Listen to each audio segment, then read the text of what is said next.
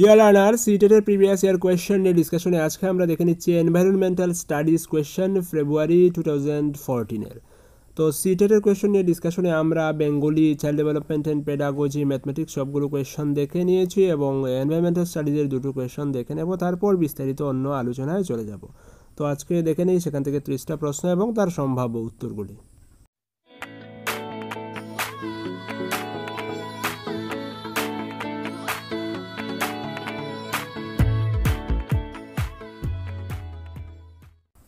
প্রথম প্রশ্ন, নিচের বাক্যগুলি থেকে সঠিক বাক্যগুলি চিহ্নিত করুন।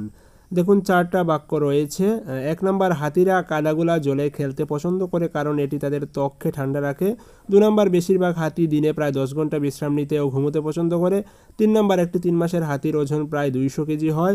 4 নম্বর, বেশিরভাগ পূর্ণবয়স্ক হাতি দিনে প্রায় 100 কেজি পাতা খায়।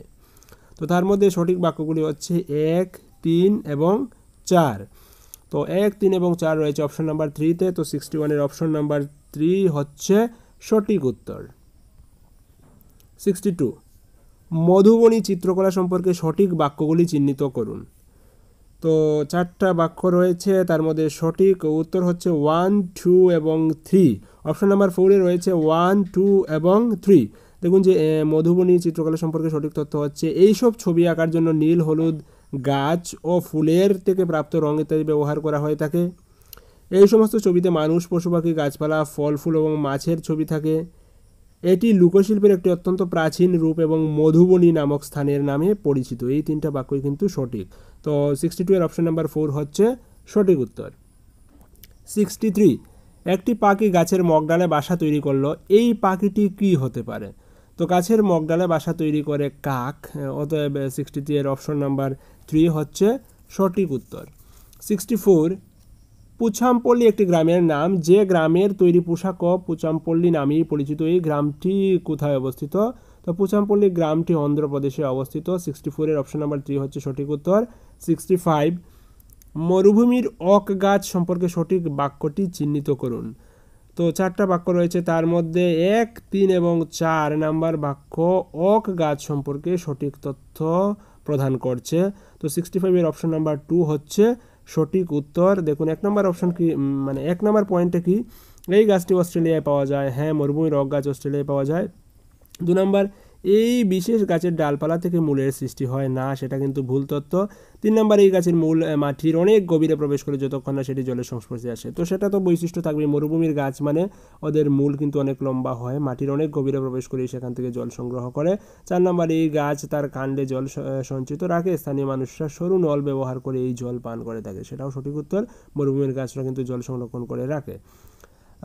তো 65-এর অপশন নাম্বার 2 হচ্ছে সঠিক উত্তর। 66, আবুধাবি সম্পর্কে সঠিক বাক্যটি নির্ণয় করো। 1 নম্বর, এটি মরুভূমি অঞ্চলে অবস্থিত। 2 নম্বর, আবুধাবিতে পেট্রোলের চেয়ে জলের দাম বেশি। 3 নম্বর, এখানকার স্থানীয় ভাষা হলো আরবি। 4 নম্বর, আবুধাবিতে যে মুদ্রা প্রচলিত তার নাম দিনার। না, দিনার আবুধাবির মুদ্রার নাম না, দিনার হচ্ছে গিয়ে ইরানের মুদ্রার নাম দিনার। তো আবুধাবি সম্পর্কে উপরের 3টা তথ্যই সঠিক, 1, 2 এবং 3, অর্থাৎ সঠিক উত্তর হচ্ছে 66-এর 4 নাম্বার অপশন। 67, কিছু প্রাণী আছে যারা রাতে জেগে থাকে। এরা জিনিস দেখতে পায় যেগুলি শুধু সাদা এবং কালো রঙের।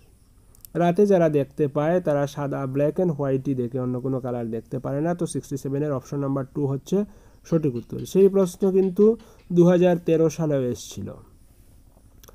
68, নিচে চিত্র 1-এ 24 ঘন্টার ঘড়ি দেখানো হয়েছে এবং চিত্র 2 এবং চিত্র 3-এ এক্স ও ওয়াই এই দুই প্রাণীর ঘুমের সময় ছায়াচ্ছন্ন অংশে দেখানো হয়েছে। এক্স ও ওয়াই এর ঘুমের সময় সম্পর্কে সঠিক বাক্যটি চিহ্নিত করুন।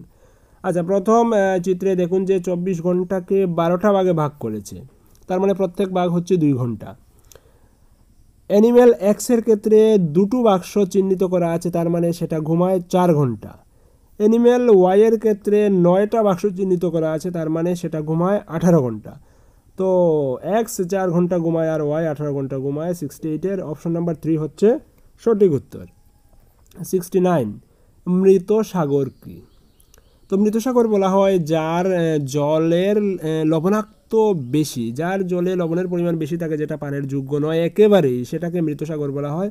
তো অপশন নাম্বার 2 দেখুন যে এমন একটি সমুদ্র যার সমস্ত জল সাগর এবং মহাসাগরের অপেক্ষা বেশি লবণাক্ত, সেটাকেই বলা হচ্ছে মৃত সাগর। 69 অপশন নাম্বার 2 হচ্ছে সঠিক উত্তর। 70 তৃতীয় শ্রেণীর বিদ্যার্থীকে খাদ্য পড়াতে গিয়ে অঞ্জলি খাদ্যাভ্যাসের সাংস্কৃতিক এলাকাভিত্তিক বৈচিত্র্যের উপর জোর দিতে চান। নিচের কোন অভিজ্ঞতা শিক্ষার্থীদের সঙ্গে আলোচনা করলে উপযুক্ত ফল পাওয়া সম্ভব হবে?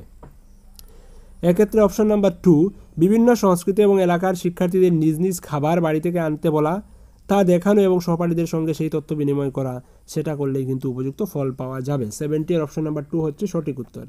71 পঞ্চম শ্রেণীতে পরিবেশ সম্পর্কে পাঠ দিতে গিয়ে প্রীতি দূষণের উপর বাড়তি গুরুত্ব দিতে চান।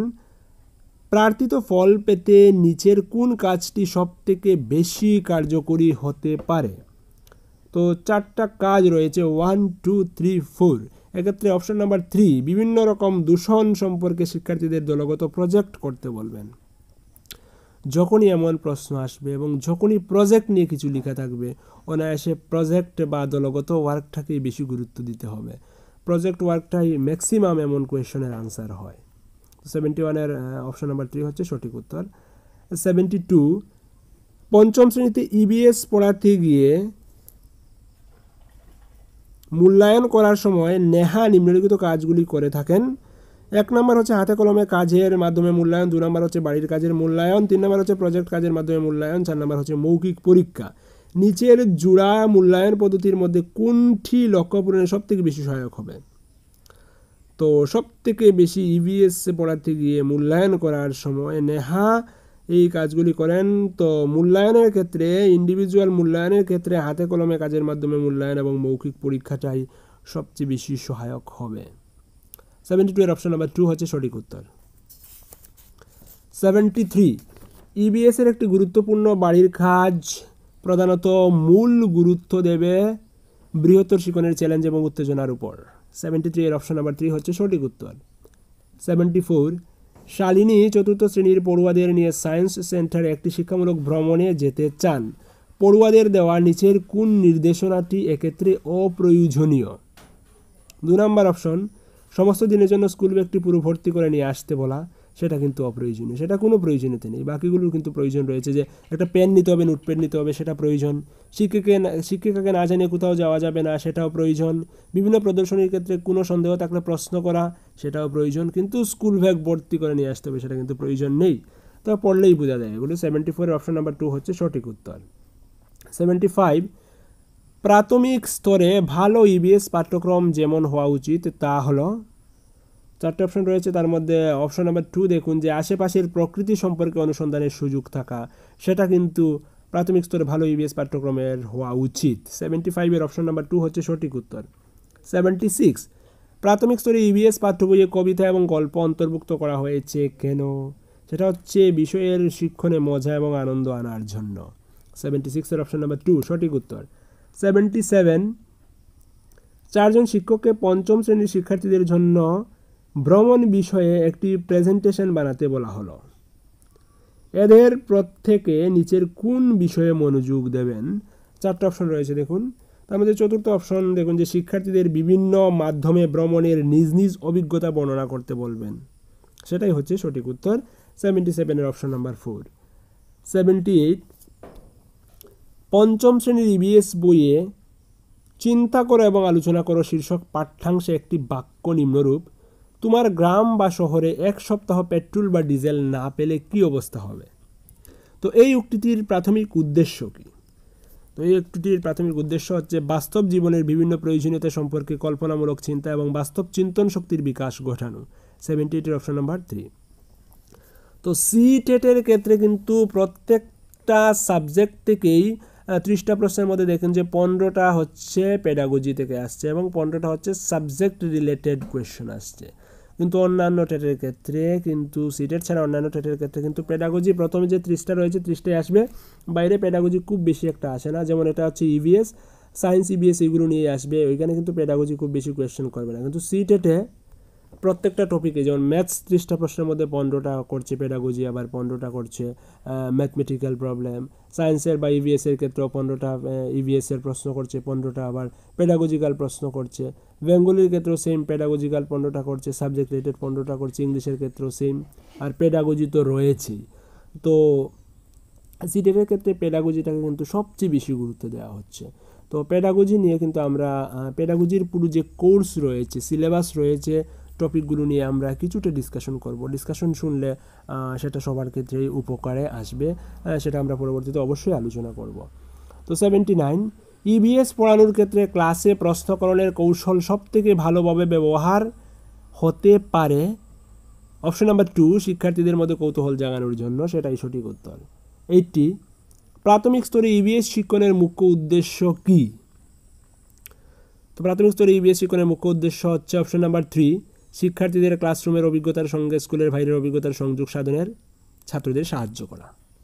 81, প্রাথমিক স্তরে শিক্ষার্থীদের গাছের সংরক্ষণ সম্পর্কে অবহিত করার জন্য নিচে দেওয়া কোনটি উপযুক্ত নয়? তো 81 অপশন নাম্বার 3, শিক্ষার্থীদের কাঠের গুড়ির গুদামঘর দেখানো, সেটা কিন্তু কোনো প্রয়োজন নেই বা সেটা উপযুক্ত নয়। 81 অপশন নাম্বার 3 হচ্ছে সঠিক উত্তর। 82, ক্লাসে ইভিএস বিষয়ে জল শীর্ষক বিষয় পড়াতে গিয়ে অঞ্জলি জলের বিভিন্ন উৎস এবং জল সংরক্ষণের বিভিন্ন নিজ নিজ উপায় শিক্ষার্থীদের দিয়ে অভিনয় করালেন। এর প্রাথমিক উদ্দেশ্য কী? তো এর উদ্দেশ্য হচ্ছে শিক্ষণে শিক্ষার্থীদের সক্রিয় অংশগ্রহণের বিষয়টি নিশ্চিত করা। 82 এর অপশন নাম্বার 3 সঠিক উত্তর। 83, প্রাথমিক স্তরে ইভিএস পাঠ্যক্রম বিশুদ্ধ বিজ্ঞান এবং সমাজবিজ্ঞান উভয়কেই বিকশিত করা হয়েছে। এর মুখ্য উদ্দেশ্য কী? প্রাথমিক স্তরে অর্থাৎ 1 থেকে 5 পর্যন্ত, 1 থেকে 5 না, অ্যাকচুয়ালি 3 থেকে 5 পর্যন্ত কিন্তু বিজ্ঞান এবং সমাজবিজ্ঞান দুটোকেই কিন্তু ইভিএস আকারে রাখা হয়েছে। সেটার উদ্দেশ্য কী?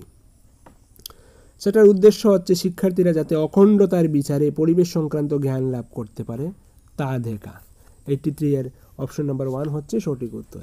84, কোনো ইভিএস ক্লাসে সামাজিক বৈষম্য সম্পর্কে জোর দেওয়ার জন্য নিচের কোনটি সবথেকে বেশি কার্যকরী শিক্ষণ অভিজ্ঞতা হবে? সেটা হচ্ছে শিক্ষার্থীদের বিভিন্ন গ্রুপ প্রজেক্টে অংশ নিতে বলা। যখনই প্রজেক্টের কথা আসবে সেটাকেই বেশি গুরুত্ব দিতে হবে। 84 এর অপশন নাম্বার 4 সঠিক উত্তর। 85, পছন্দ অপছন্দের বিষয় নিয়ে আলোচনা করতে গিয়ে একজন ছাত্র বলল, আমি এবং আমার মা দুজনেই সাপ খেতে ভালোবাসি। যখনই সাপ খাবার ইচ্ছে হয় আমরা নিকটবর্তী হোটেলে যাই এবং লিং হু ফ্যান খাই। ছাত্রটি নিশ্চিতভাবে যেখানকার বাসিন্দা তা হলো আসামের, হংকংয়ের, ওড়িশার, অরুণাচল প্রদেশের। তো সাপ খায় কোথাকার মানুষ? লিং হু ফ্যান কোথাকায়, মানে কোন জায়গাতে বলা হয়? তো সাপ খায় হংকংয়ের মানুষ। লিং হু ফ্যান সাপের একটা মিল, সেটা হংকংয়েই পাওয়া যায়। তো 85 এর অপশন নাম্বার 2 হচ্ছে সঠিক উত্তর, সেটা নিশ্চিতভাবে হংকংয়ের বাসিন্দা। 86, ব্রেইল শিক্ষণশৈলী সম্পর্কে নিচের উক্তিগুলি মনোযোগ দিয়ে পড়ুন। 1 নম্বর, ব্রেইল বানানো হয় একটি মোটা কাগজে উঁচু উঁচু ডটের মাধ্যমে। 2 নম্বর, ব্রেইল স্ক্রিপ্টটি 8টি পয়েন্টের উপর নির্ভরশীল। 3 নম্বর, ডটের সারিগুলো বানানো হয় একটি সূচিমুখ যন্ত্রের সাহায্যে। 4 নম্বর, এগুলি পাঠ করা হয় উঁচু ডটগুলোর উপর দিয়ে আঙুল চালিয়ে। সঠিক বাক্যগুলি কোন কোন? তো সঠিক বাক্যগুলি কোন কোনগুলা দেখুন, যে ব্রেইল মোটা উঁচু উঁচু ডটের মাধ্যমে তৈরি করা হয় সেটা সঠিক। 2 নম্বর, যে ব্রেইল স্ক্রিপ্টে 8টি পয়েন্টের উপর নির্ভরশীল সেটা কিন্তু সঠিক নয়। ব্রেইল স্ক্রিপ্টটি কিন্তু 6টি পয়েন্টের উপর নির্ভরশীল। তো 2 নম্বর অপশন কিন্তু ভুল রয়েছে। 3 নম্বর দেখুন, যে ডটের সারিগুলো সূচিমুখ যন্ত্রের সাহায্যে বানানো হয় সেটাও সঠিক। 4 নম্বর, উঁচু ডটগুলোর উপর আঙুল চালিয়ে সেগুলো পাঠ করা হয় সেটাও সঠিক। তো 1, 3 and 4 এগুলো সঠিক। তার মানে 86 এর অপশন নাম্বার 1, 1, 3 এবং 4 সেটাই হচ্ছে সঠিক উত্তর। 87, নিচের বিবৃতিগুলির মধ্যে থেকে সঠিক বিবৃতিটি চিহ্নিত করো বলে রয়েছে অনেকগুলো বিবৃতি। 1 নম্বর রয়েছে, যে সমস্ত প্রাণীদের বহিকর্ণ এবং শরীরে লোম আছে তারা সন্তানের জন্ম দেয়। 2 নম্বর, যে সমস্ত প্রাণীদের বহিকর্ণ এবং শরীরে লোম নেই তারা ডিম পাড়ে।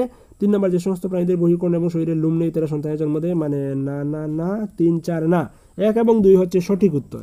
87 এর 1 এবং 2, তার মানে হচ্ছে অপশন নাম্বার 4 যেটা 1 এবং 2 সেটাই হচ্ছে সঠিক উত্তর। 88, মৌমাছি চাষ সম্পর্কে সঠিক বিবৃতিগুলি বেছে নাও। 1 নম্বর মৌমাছি চাষের সবচেয়ে ভালো সময় জানুয়ারি থেকে মার্চ। 2 নম্বর মৌমাছিরা লিচু ফুলের প্রতি আকৃষ্ট হয়। 3 নম্বর মৌমাছির আকার এবং তাদের তৈরি মধু সঞ্চয়ের জন্য বাক্স রাখা দরকার। 4 নম্বর মধু সরবরাহ করে এমন মৌমাছিদের খাদ্য সিরাপ প্রস্তুতির জন্য চিনি কেনা হয়। তো 2, 3 এবং 4 সঠিক উত্তর। তার মানে 88 এর অপশন নাম্বার 3 হচ্ছে 2, 3 এবং 4, সেটাই হচ্ছে সঠিক অপশন। 89, একজন শিক্ষার্থী আহমেদাবাদ থেকে নাগেরকয়াল যাওয়ার সময় বিভিন্ন তথ্য নিম্নরূপে লিপিবদ্ধ করলো। দেখুন যে তারিখ, স্টেশন, আসার সময়, যাওয়ার সময়, গান্ধীধাম থেকে দূরত্ব, এইগুলো। তো উপরের তথ্যাবলী থেকে নিচের সিদ্ধান্তে আসা গেল যে আহমেদাবাদ এবং নাগেরকয়ালের মধ্যে দূরত্ব হলো 2348 কিমি। 2 নম্বর ট্রেনটি এই দূরত্ব অতিক্রম করে 40 ঘন্টা 55 মিনিটে। 3 নম্বর এই ট্রেনটি এই দূরত্ব অতিক্রম করে 28 ঘন্টা 55 মিনিটে। 4 নম্বর ট্রেনের গড় গতিবেগ ঘন্টায় 80 কিলোমিটার। তো আহমেদাবাদ থেকে নাগেরকয়ালের ডিস্টেন্সটা কত? 301 থেকে 2649 হচ্ছে 2348, সেটা সঠিক, 1 নম্বর সঠিক। আগের দিন সকাল 11:30 থেকে 10 তারিখ সকাল 11:30 থেকে 12 তারিখ 4:45, সময় হচ্ছে 40 ঘন্টা 55 মিনিট। তার মানে অপশন নাম্বার 1 এবং 2 যেগুলো দিয়েছে দুটো বাক্য, সেটা সঠিক।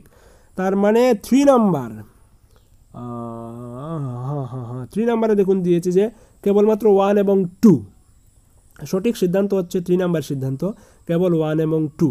কারণ উপরে যে 4টা বাক্য দিয়েছে তার মধ্যে 1 নম্বর এবং 2 নম্বর বাক্য সঠিক, বাকিগুলি সঠিক নয়। তার মানে অপশন নাম্বার 3 যেটা 1 এবং 2 সেটাই হচ্ছে সঠিক উত্তর। 89 এর অপশন নাম্বার 2 হচ্ছে, অপশন নাম্বার 3 হচ্ছে সঠিক উত্তর, কেবল 1 এবং 2। 90, একটি সংরক্ষিত রেল টিকিট থেকে নিচের কী কী তথ্য পাওয়া যায়? দেখুন যে কী কী তথ্য দিল। বুকিংয়ের তারিখ, সময়, যাত্রা শুরুর তারিখ এবং সময়, কুচ নং, বার্থ নং, ভাড়া, যাত্রীর নাম, বয়স, লিঙ্গ, ট্রেনের নম্বর এবং নাম, ট্রেন ধরার স্টেশন, শেষ স্টেশন, গন্তব্যে পৌঁছানোর তারিখ এবং সময়, এইগুলো। তার মধ্যে রিজার্ভেশন টিকিটটা আমি দেখিয়ে দিচ্ছি। দেখুন যে এখানে বুকিংয়ের তারিখ, যাত্রা শুরুর সময়, তারিখ সব দেওয়া আছে। কুচ নং, বার্থ নং দেয়া, ভাড়া দেয়া আছে। যাত্রীর নাম, বয়স এবং লিঙ্গ সেটা দেয়া নেই। ট্রেনের নাম্বার, নাম, ট্রেন ধরা স্টেশন, শেষ স্টেশন, এইগুলো দেয়া আছে। গন্তব্যে পৌঁছানোর তারিখ, সময়, এগুলো দেয়া আছে। তার মানে 1, 2, 4, 5 এইগুলো কিন্তু দেয়া আছে। তার মানে অপশন নাম্বার 3 যেটা, দেখুন যে অপশন নাম্বার 3তে রয়েছে যে 1, 2, 4, 5 সেটাই হচ্ছে সঠিক উত্তর। তো এরই সাথে আজকের আয়োজন এখানে শেষ করছি। বলছি সিটেট সংক্রান্ত বা যে কোনো কম্পিটিটিভ এক্সাম সংক্রান্ত আপডেট পাওয়ার জন্য SMDN টিউটোরিয়াল ইউটিউব চ্যানেলটাকে সাবস্ক্রাইব করবেন, তার সঙ্গে ফেসবুক পেজটাকে লাইক করে রাখবেন। SMDN টিউটোরিয়াল ফেসবুক পেজ রয়েছে, সেখানেও আমরা রেগুলার আপডেট দিই।